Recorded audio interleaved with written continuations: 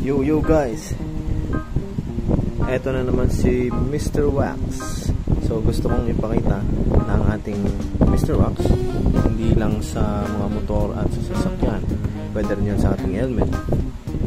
Yun, susubukan natin ngayon dito kasi naiinis ako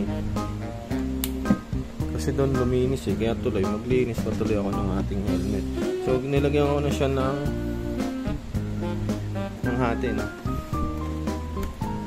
Para makita natin. So yan, papahid na natin. Ito kasi ang helmet natin ay matte finish.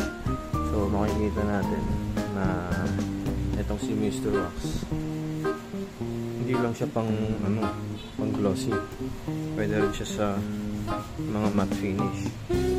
Ayan, makikita natin kung gaano kalupit ba to,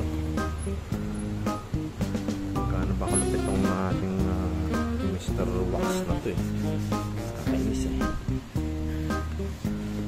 So yan, pahid mo lang ganyan. Pahid mo lang yan.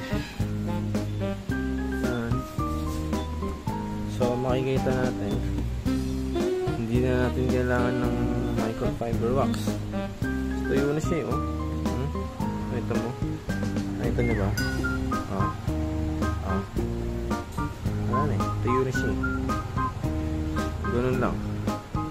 Dito, lagyan pa natin dito. Nakakainis kasi ito kasi mapipilitan ka maglinis ng kung ano-ano pwede mo linisin tingnan mo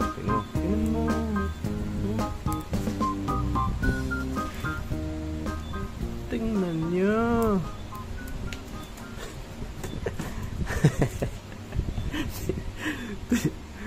Tingnan nyo.